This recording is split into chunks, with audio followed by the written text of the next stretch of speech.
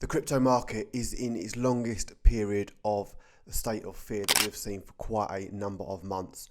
In this video, we're going to go through some analysis so that you're better informed to make a decision on what you think will be the next move from here. We're going to look at, is the bull market over? Have we even been in a bull market? And what we can expect from here. Before I begin the analysis, I'd really appreciate it if you could like this video, subscribe to the channel if you haven't already, and in the comment section below I'll pin two links, one to our free Telegram group where you can find out more information about us, and also a link to our website as well. So looking here first of all at the S&P 500. Now the reason I'm looking at this is I think more than we've seen in a number of months, we're going to be dictated by the economy. A lot of the narratives around crypto have come and gone. We had obviously the ETFs last year, we've had the US election, and just recently on Friday, the White House Crypto Summit, which was pretty underwhelming. So we're almost, I would say, out of the big narratives, and we're going to sort of be correlating with the economy again. And the S&P 500 has seen sort of 5 to 7% sell-off over the last couple of weeks from the all-time high. This is because of the US tariffs on various countries, so it's caused sort of uncertainty in the market, and there's concerns over the economy shrinking. So right now the S&P 500 is at a really critical point, and this is something even as crypto traders we must keep an eye on. The yellow line here is the EMA 200, so this is the daily moving average 200, and we can also see we've reacted here on this wick right from this key previous resistance level that was broken out from in September 2024. It was back tested and continued to push up sort of through the US election and down up to the inauguration, and now we have retraced back to test that key level.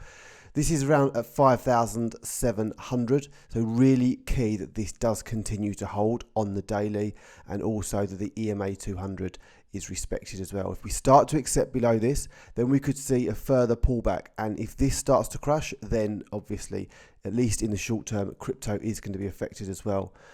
I'm going to go to the weekly chart on the S&P 500 as well, and we can see how again this level does look important, and if we did break below this, then I'm not saying this is definitely going to happen, but there is a chance that we come back to retest this weekly trend line. This has been in place for sort of 5 years, and to be honest, it is perhaps you could say overdue a retest, and a move down to here could be also a retest of the weekly 200 moving average, which is a really key level. If you imagine this line is likely to continue up, something like that, so in the coming weeks a potential move even down to 5,000 area for the S&P 500, which is a significant retracement, something in this area there, even potentially a good place to take an entry in to the S&P 500 if you don't already. But this is likely to affect Bitcoin if it does happen. Now let's go over to the Bitcoin weekly chart so we can see sort of higher time frame analysis, and a couple of areas that I'm looking at. First of all, kind of a worst case scenario would be if we draw the fib levels from the bear market lows of November 2022 all the way up to the all-time high at $110,000. I don't think we can completely ignore the 618 fib level back down at around 50,000. Again, we would have the weekly 200 moving average, which we can see is a really key level. So this was resistance here, broke above, it's been support, and hasn't been tested for a number of weeks. And again, a bit like we looked at with the S&P 500, this line would do something like that. So I don't think we can completely ignore out a test of this weekly order block here, 618 fib, weekly moving average 200. This would be my sort of worst case scenario for now. This would also line up with trend line retest as well in that area. So something I don't think we can completely ignore at this stage. Something I think is more likely, if I do just remove these drawings so it's clearer, is a retest back towards closer to $70,000. I think it is highly likely, and the reason for that is we had all of this consolidation below this level, and we had a really strong breakout. This was on the week of the US election, and it was such, obviously you'll remember, it was such a impulsive, strong, like parabolic move, and it just, even on the lower time frames, it never really retested this $75,000 area. So it's only logical that this does get retested over even the next couple of weeks. And also, I've mentioned a number of times that the heat map, which this shows where the orders are on in the order book. So these are real orders, and there's a massive amount of orders, around $76,000 down towards $70,000. We just can't ignore this, and this has shown time and time again. If we look back, we can see here, for example, back in December, we had a period of a number of days, a couple of weeks really, where massive liquidity was building back at $90,000. All the time we was trading to 97 to 100,000, and this did eventually get retested.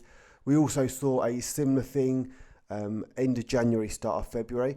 Bitcoin was trading at around $105,000 up to $110,000 at the all-time high. But all the time this was happening, liquidity was building back at $90,000. This eventually did get pulled down, and we can see here we've got the retest. So I don't think we can really ignore this area that is developing until this sort of, if this was all to cancel and disappear. But for me, this really does put it on the table that we're going to see at least the mid $75,000 area. Looking as well, just before I finish up, on the total 2 chart, again this shows the market cap of altcoins excluding Bitcoin, and I think this is what's kind of caught people off this cycle.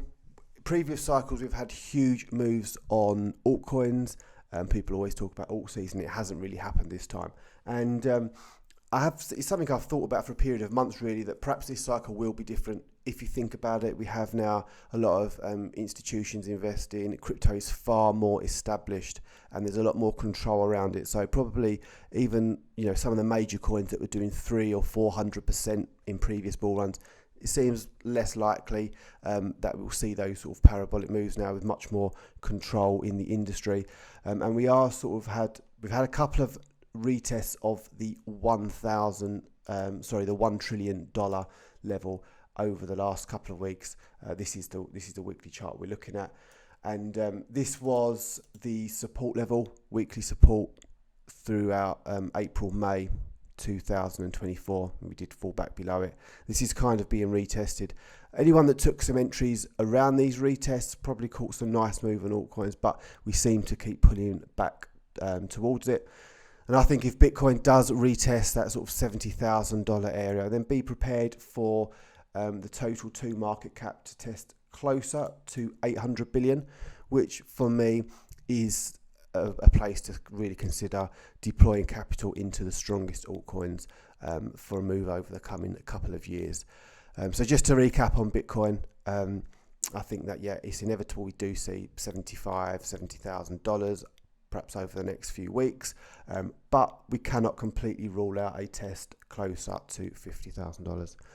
Let me know your thoughts in the comments, guys. Hope you found this useful, and let me know what you think of the crypto market from here and what you think Bitcoin will do. Thanks for watching.